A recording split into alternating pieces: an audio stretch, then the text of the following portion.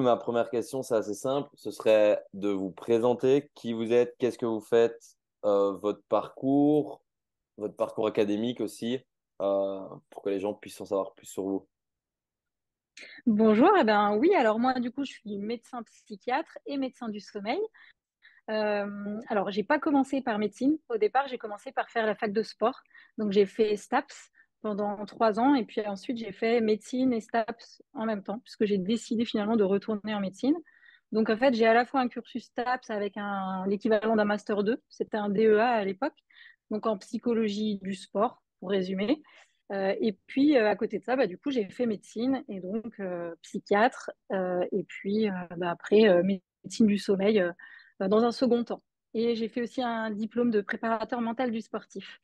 Donc voilà, Bien voilà, voilà. complet. Et par ailleurs, moi j'aime le sport, donc je pratique effectivement un peu tout type de sport, notamment la course à pied. Mais après j'aime tous les sports et puis j'ai trois enfants, trois petites filles et, euh, et voilà. Ok, bien. Et du coup, aujourd'hui, ben, on va parler de tout ce qui touche au sommeil, son impact sur la performance sportive plus particulièrement.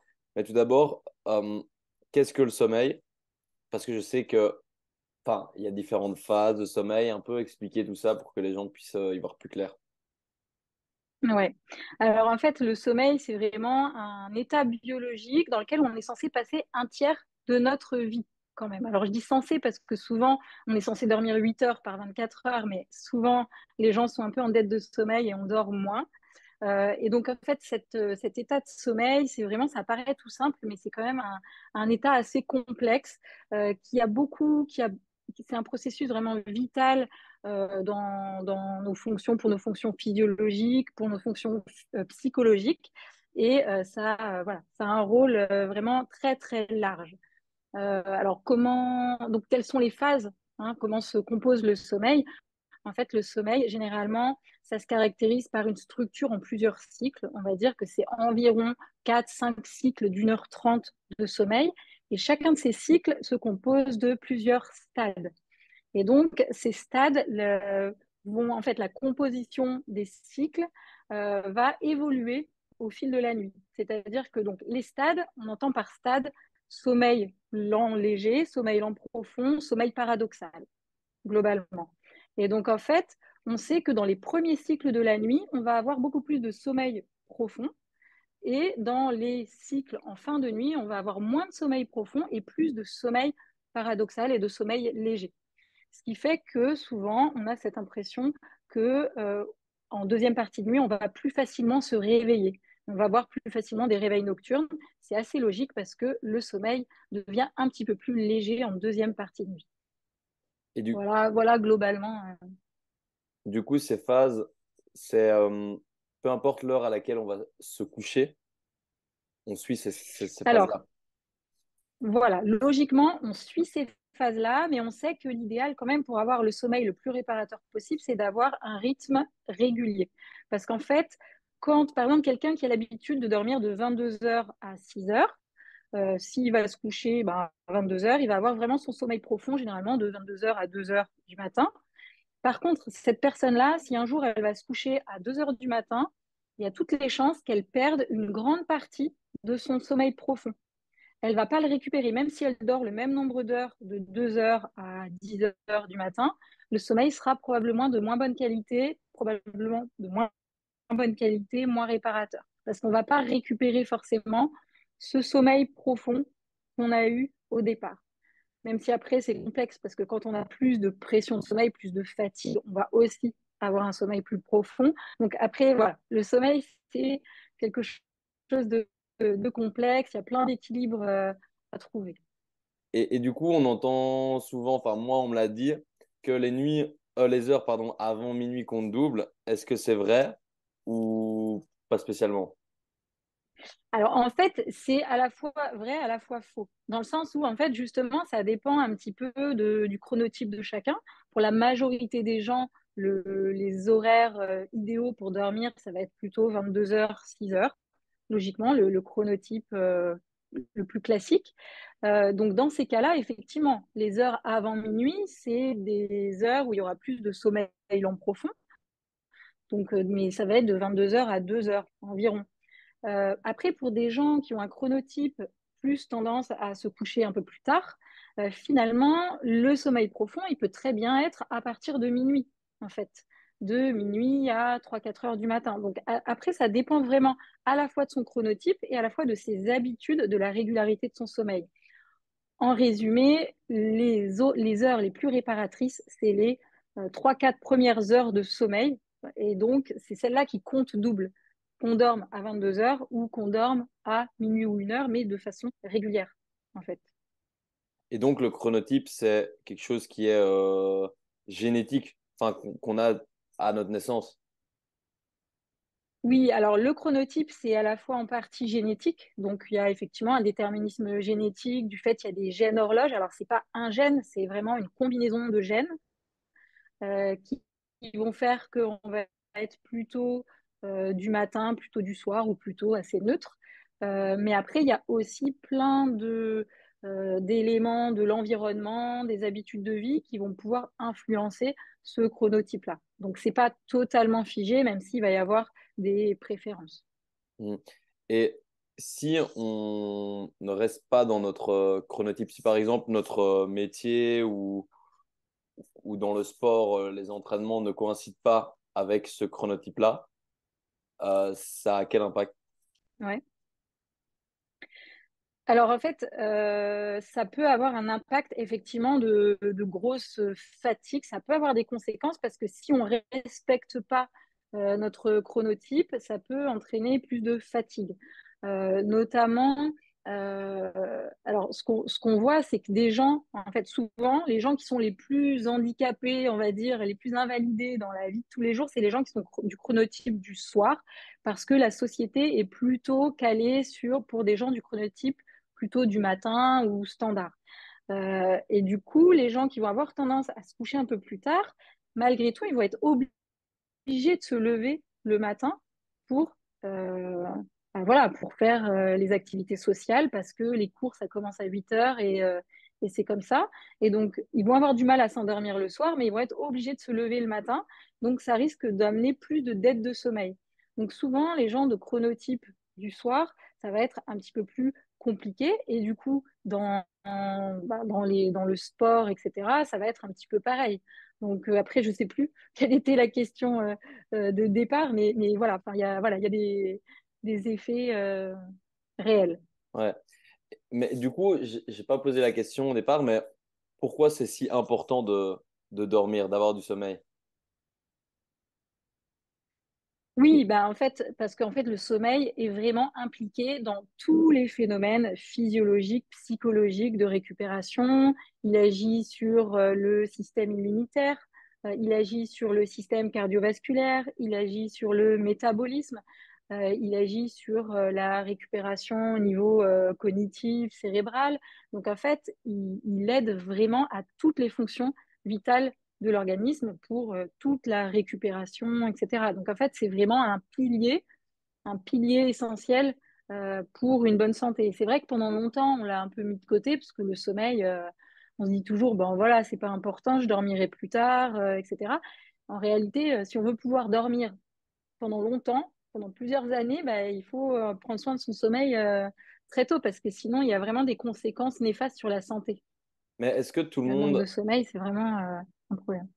est-ce que tout le monde a besoin de dormir X heures? Est-ce qu'il y a des personnes qui ont ce besoin physiologique de dormir plus, alors que d'autres pourraient très bien se comporter sans avoir d'impact négatif en dormant peut-être, je sais pas moi, 4 ou 5 heures? Alors, il y a effectivement des différences entre les gens, mais la majorité, quand même, la majorité des gens ont besoin de 7h30, 8 heures, si on veut être voilà, vraiment bien. Après, il y a un certain pourcentage de petits dormeurs qui peuvent dormir 4-5 heures, ou moins de 6 heures en tout cas, mais c'est peut-être euh, allez, 5% de la population, donc c'est très peu.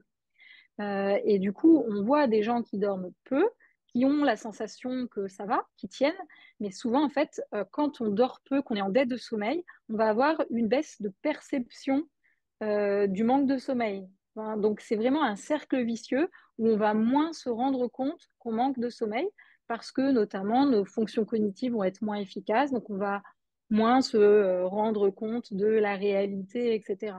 Donc, il faut se dire quand même que c'est assez rare d'avoir besoin de moins de 6-7 heures de sommeil. Globalement, normalement, on doit avoir besoin de 7-8 heures euh, de sommeil. Mhm. Et est-ce que, quand on parle de sport, est-ce qu'il y a des études qui seraient sorties sur un lien de causalité entre manque de sommeil et risque de blessure? Oui, oui, il y a plusieurs études qui ont été faites. Alors là, j'ai pas en tête exactement. Euh, ouais, ouais, il y a eu. Alors là, justement, il y a eu des études dans le basket, sur une revue systématique sur les effets du sommeil dans le basket. Et en fait, la conclusion dit qu'il y a vraiment une évidence en fait pour une relation vraiment importante entre la qualité et la quantité du sommeil et la performance au basket, notamment parce que ça va diminuer le risque de blessure. Un bon sommeil va vraiment diminuer le risque de blessure. Ensuite, il y avait une autre étude qui est parue là, du coup. Donc, la première en basket, c'était paru en 2022.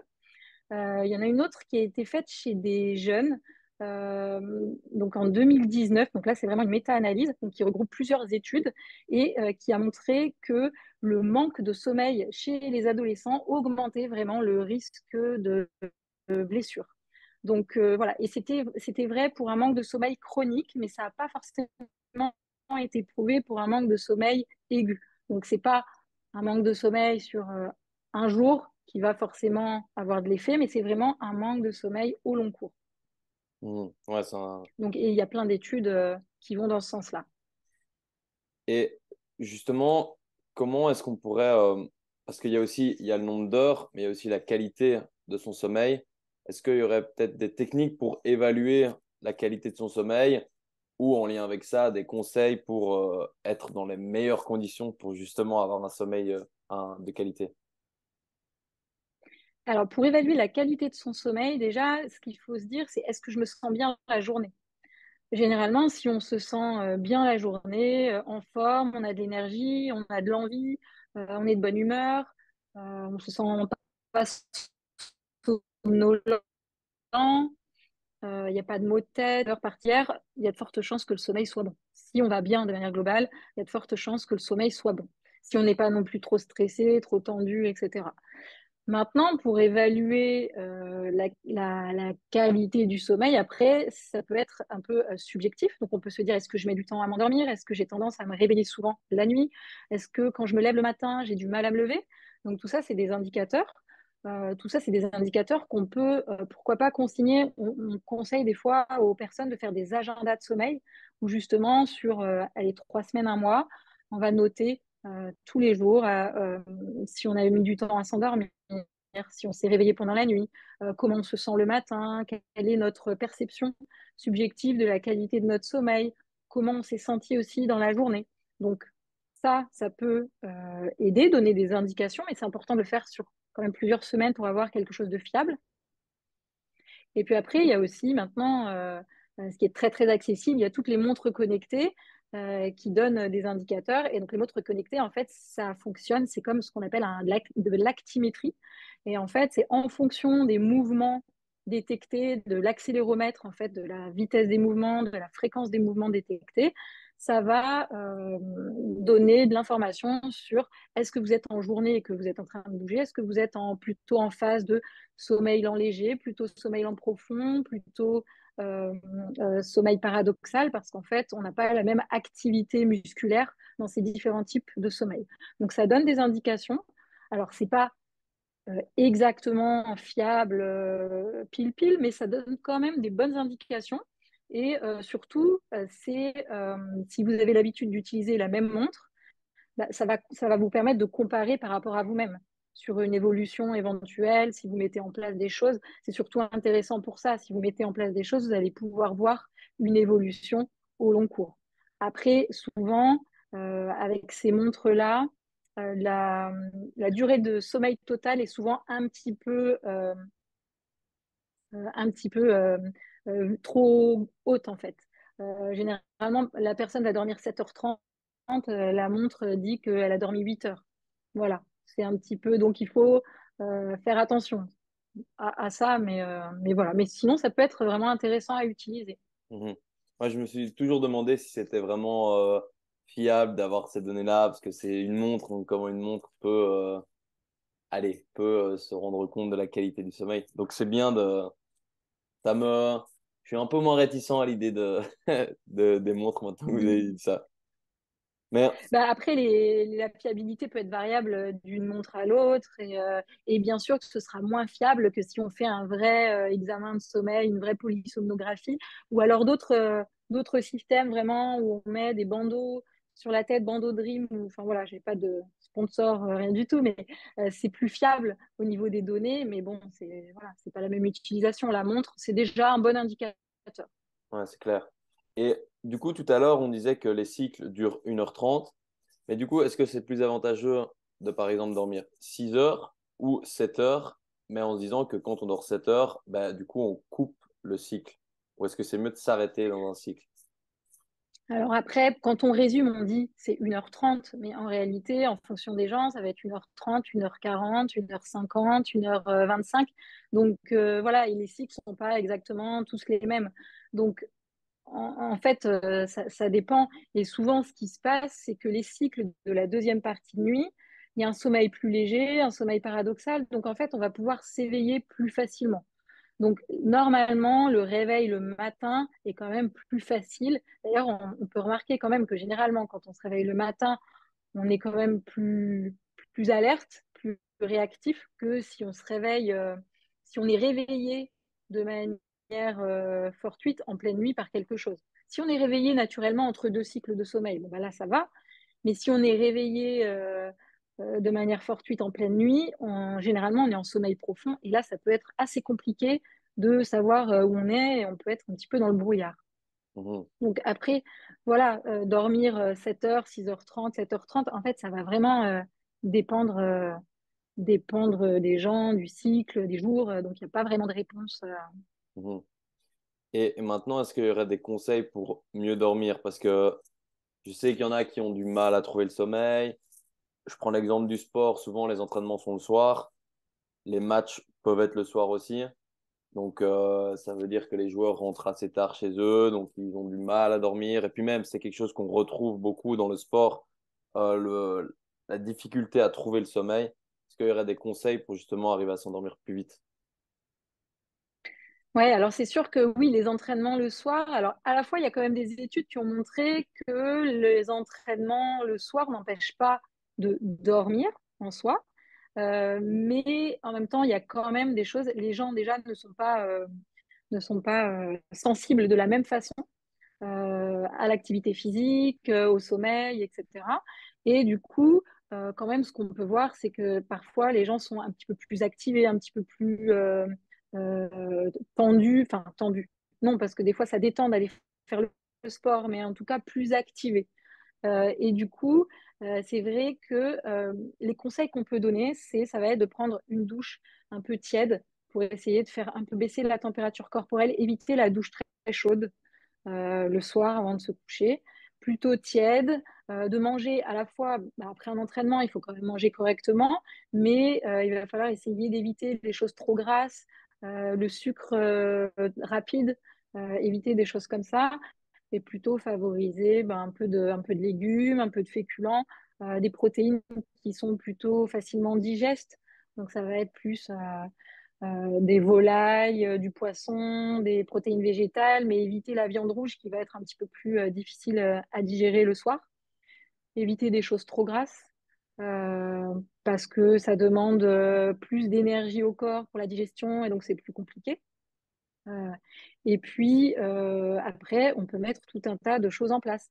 Ça va être essayer de créer des petites routines, une petite routine du soir, donc se mettre dans une ambiance un petit peu plus tamisée, donc baisser les lumières, parce que ça donne l'information du coup à votre corps que la luminosité diminue, on va approcher de la nuit, du moment où on va se coucher. Donc baisser la luminosité, pourquoi pas mettre une musique un petit peu douce qui est apaisante. Après, ça va être pourquoi pas se trouver sa routine, donc faire des étirements tranquillement, faire un exercice de respiration. Et puis alors après, il y a vraiment les choses quand vous êtes dans votre lit, vous pouvez tout à fait faire ben, voilà, des exercices encore plus spécifiques de respiration, tels qu'on entend parler de la technique 4-7-8 notamment. Alors, c'est pas magique, mais c'est une des techniques qui permet de relâcher la pression, de se focaliser sur soi-même, sur sa respiration, et du coup de trouver plus facilement le sommeil. Donc voilà. Et c'est quoi, du coup, cette méthode? Alors cette méthode, du coup, c'est l'idée, ça va être donc pendant 4 secondes, vous allez inspirer, on inspire pendant 4 secondes en mettant les dents au palais ou contre les dents du haut. On inspire pendant 4 secondes, ensuite on tient l'apnée, on tient la respiration pendant 7 secondes et ensuite on souffle doucement pendant 8 secondes. Alors ça demande un peu d'entraînement parce qu'au départ, apnée 7 secondes et souffler tranquillement 8 secondes, c'est pas si évident que ça, donc faut pas s'inquiéter, hein, faut s'entraîner un peu, c'est comme tout. Donc on répète ça plusieurs fois. Alors on dit des fois on répète ça 4 fois ou 8 fois. En pratique, on peut le répéter jusqu'à s'endormir. Et ça permet en fait de se concentrer sur le moment présent, sur sa respiration, sur le ressenti de lâcher prise. Et ça, en fait, ça agit sur le système nerveux sympathique en apaisant en fait et en stimulant le système parasympathique. Donc ça apaise le stress, ça apaise l'hyperactivation. Donc Mhm. ça va aider à aller vers le sommeil. Mais c'est vrai aussi pour d'autres techniques de respiration. Donc après, il faut trouver ce qui convient à chacun. Et du coup, c'est mettre la langue sur le palais supérieur. Oui, alors c'est ce qui est dit, hein. Après, honnêtement, je ne sais pas, je pense que ça ne change pas grand-chose de ne pas mettre la langue sur les paliers. Mais cette technique-là, elle est connue comme ça. Mais après, on peut faire plein de techniques respiratoires. On va dire que ça donne quelque chose sur lequel se focaliser. Et du coup, ben, ça évite de penser à d'autres choses. Puisque l'idée pour s'endormir, ce serait de penser à rien, mais on sait que c'est impossible de penser à rien. Donc, du coup, il faut essayer justement de se focaliser sur des choses, sur les ressentis, sur des choses qui vont éviter au cerveau de tourner trop dans la tête, de penser à plein de choses.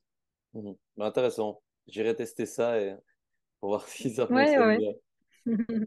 Et du coup, là, en répondant à cette question, enfin, j'ai pensé à d'autres questions.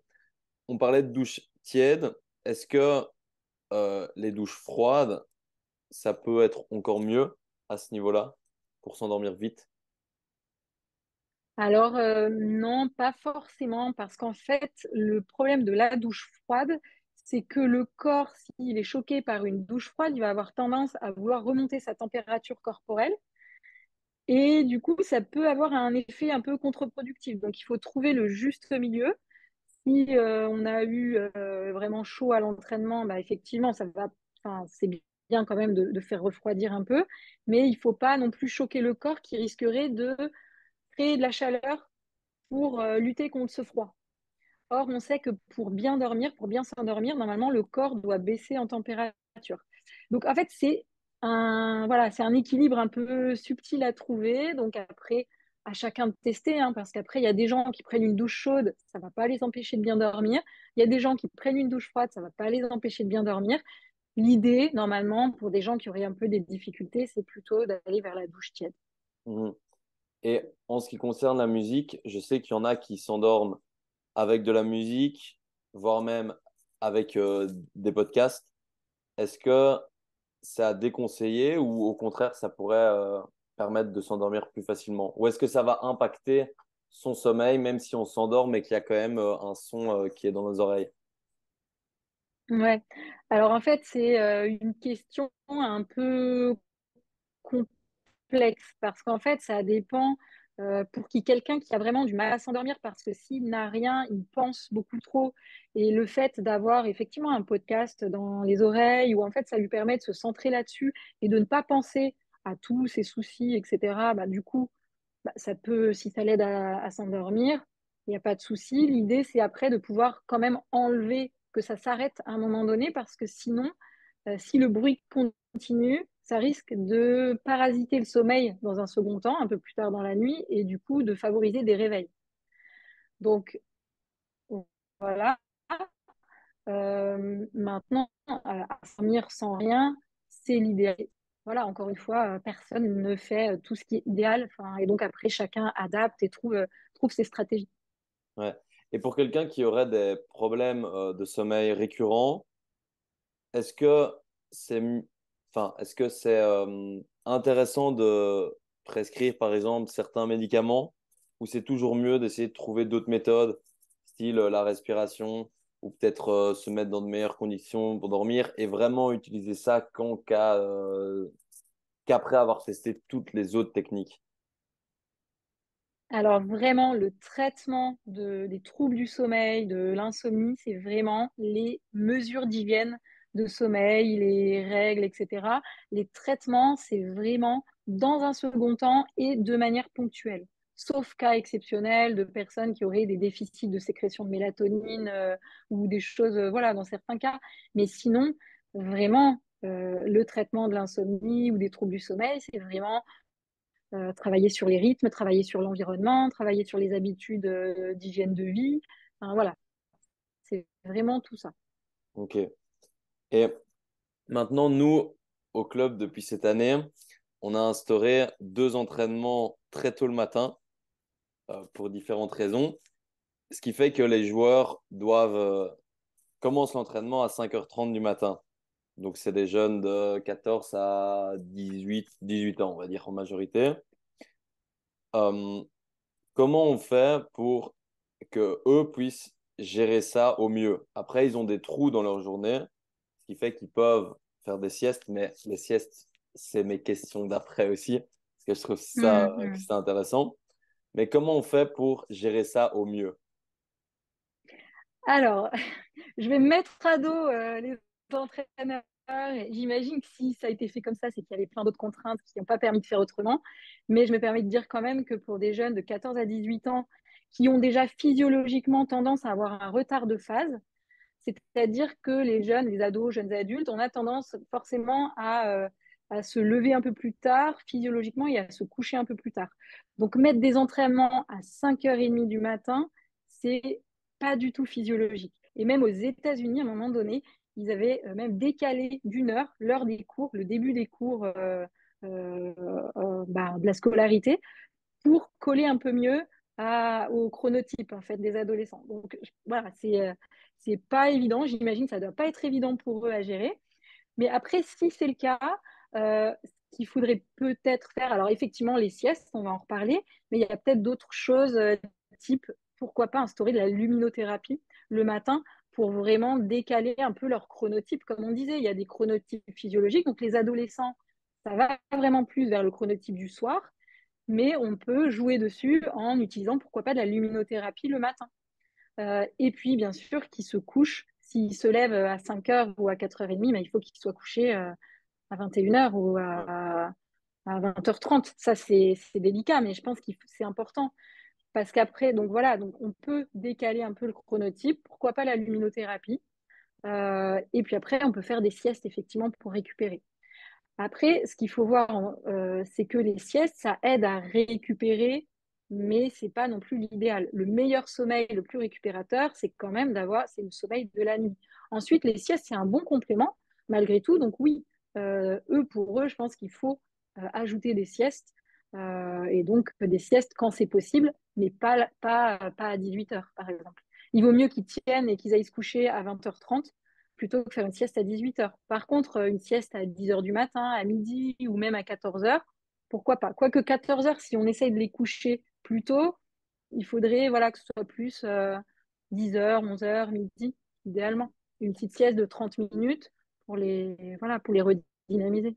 Et du coup, comme on fait ça 2 fois sur la semaine, est-ce que est-ce que ça impacte négativement le fait que ce soit pas tous les jours, ou c'est mieux que ce soit pas tous les jours, qu'il y ait un changement?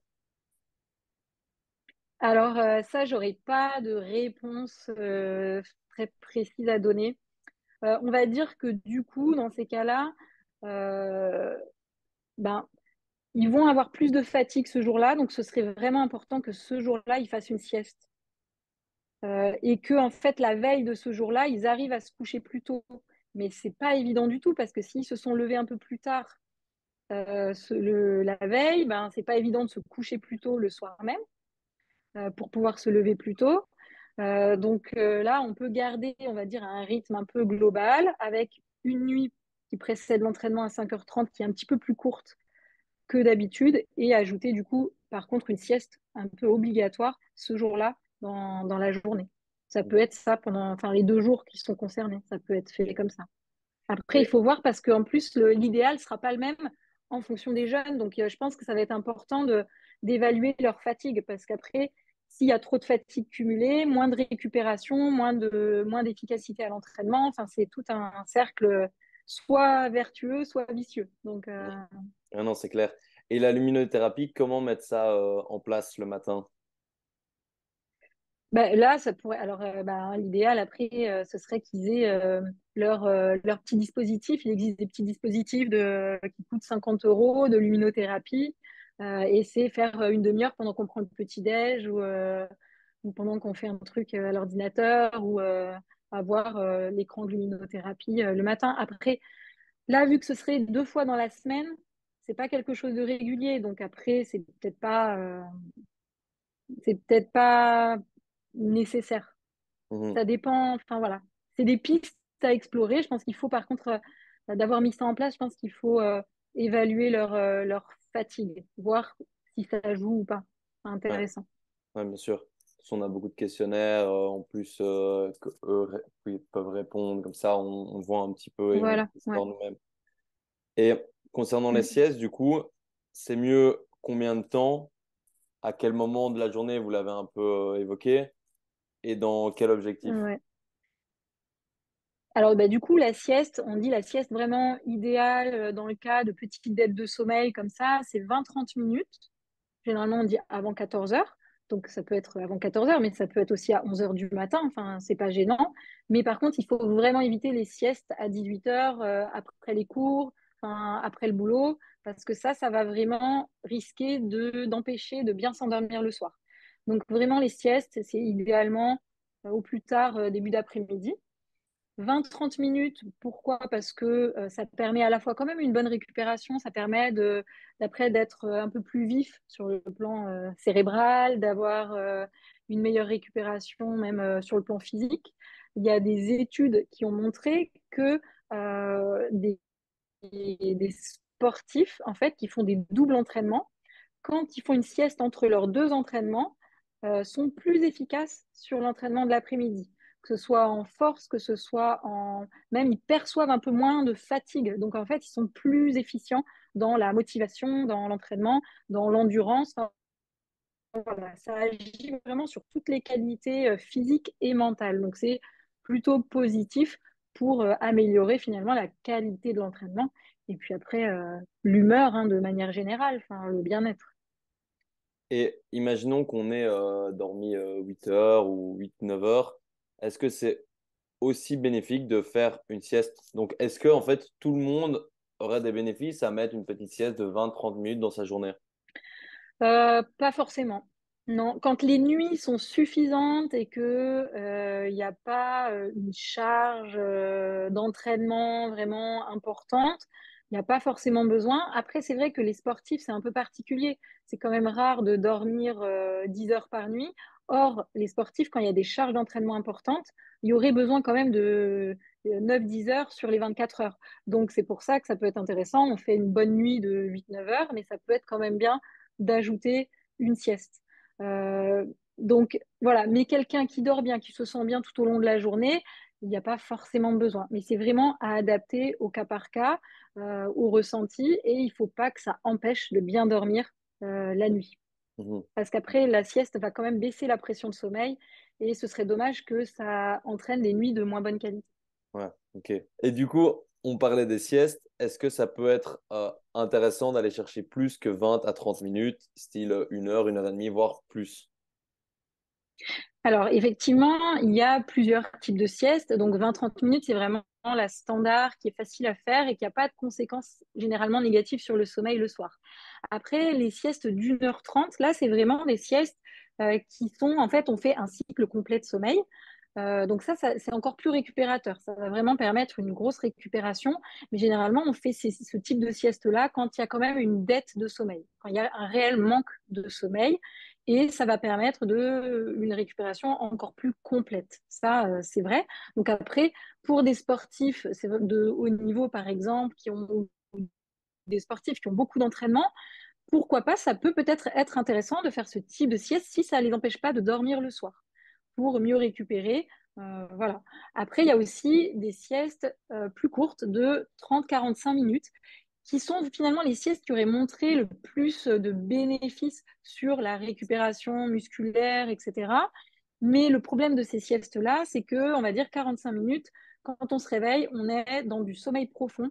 Donc, ça peut être difficile de se réveiller. Il y a une certaine latence au niveau du réveil où on va être un petit peu dans le gaz, où on a besoin de temps pour reprendre ses esprits. Et donc, on ne peut pas faire une sieste de 45 minutes et enchaîner un entraînement 20 minutes après.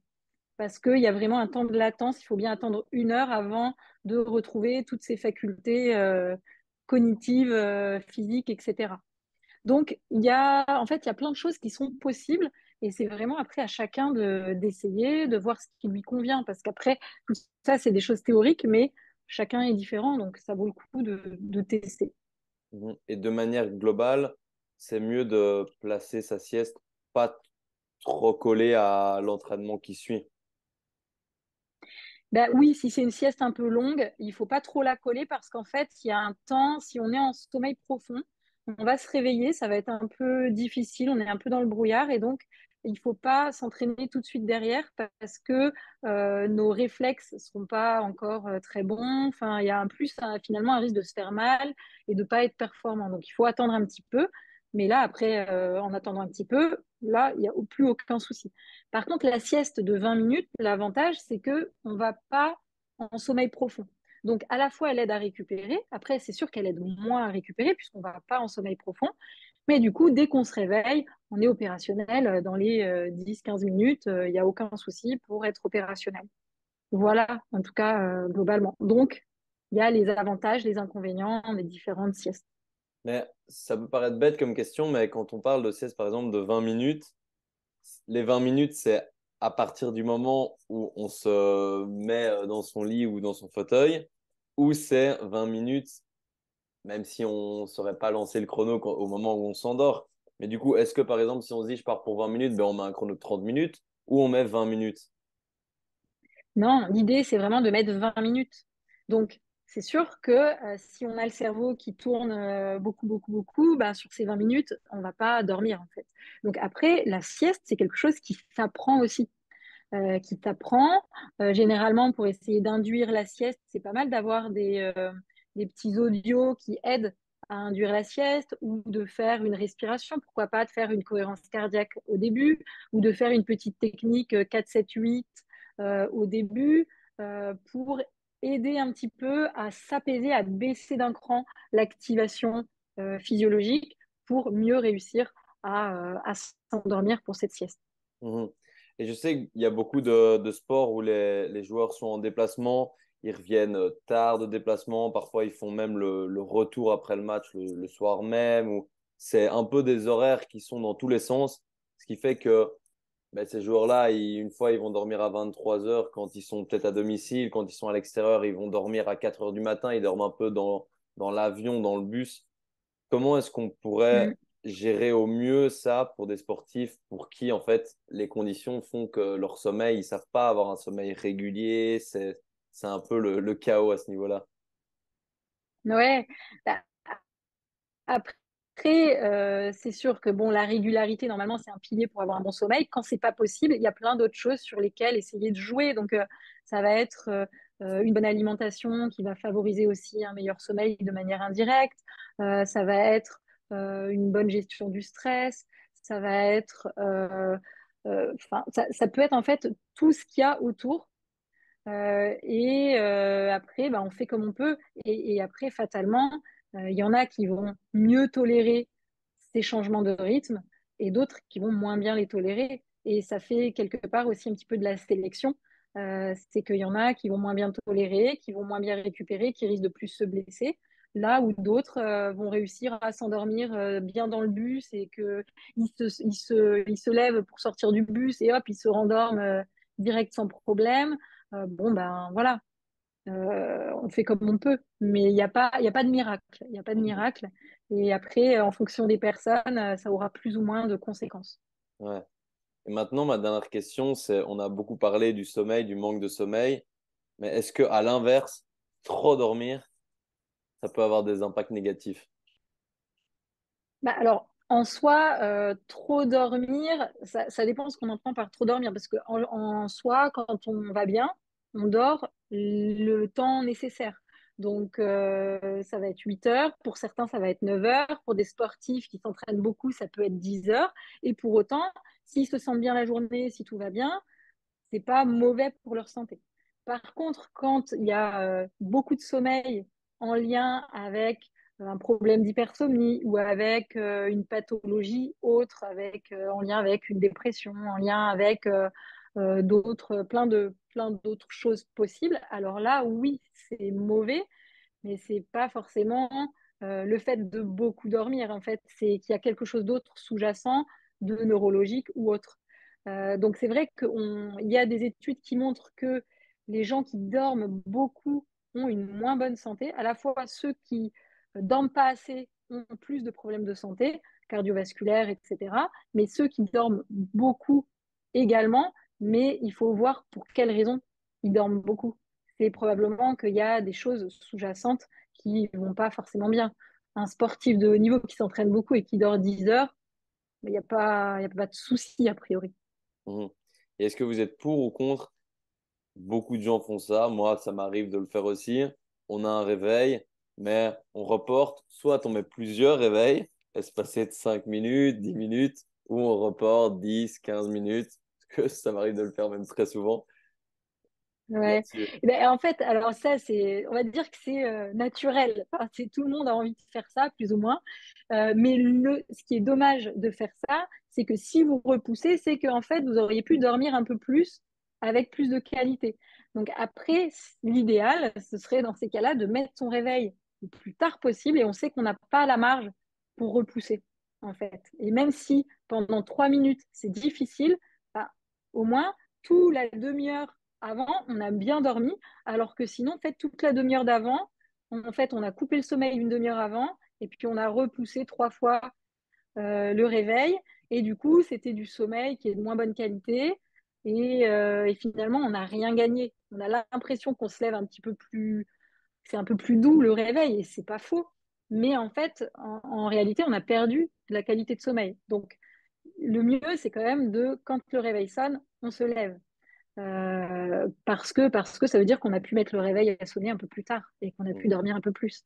Après, quand c'est très compliqué, des fois, il y a des simulateurs d'aube qui peuvent permettre de mettre de la lumière de manière un peu progressive et qui donnent l'information de manière un peu progressive, finalement, de manière indirecte au cerveau. Et ça aide à se réveiller un peu plus doucement. Donc ça peut être intéressant Ouais. pour avoir après l'intensité maximale au moment du réveil, pour que ça soit Ok. un peu plus doux. Ou on met son réveil Voilà. loin dans sa chambre, comme ça on est obligé de se lever pour aller l'éteindre. Voilà, ou ça. Ouais, il y en a qui utilisent ces techniques-là, hein, mais ouais, ouais, c'est ça. Ok, ben top, c'est toutes les questions que j'avais pour toi. Franchement, hyper intéressant. Je trouve que c'est un sujet ben, primordial dans le sport ou même Ouais. pas dans le sport. Donc, Ah super bah cool. moi, je suis d'accord avec ça, hein. C'est un super sujet. En plus, ça peut concerner tout le monde. Effectivement, ça concerne vraiment tout le monde, puisqu'il y a les gens qui ont du mal à dormir, mais même les gens qui dorment bien, on peut optimiser le sommeil pour aller mieux, pour optimiser la santé. Donc, c'est hyper intéressant. Puis là, du coup, on a évoqué une petite partie, mais il y a tellement d'études. C'est vraiment un domaine, il y a beaucoup, beaucoup de choses qui évoluent. Donc, on va en savoir de plus en plus sur les années qui viennent. Donc, c'est hyper intéressant.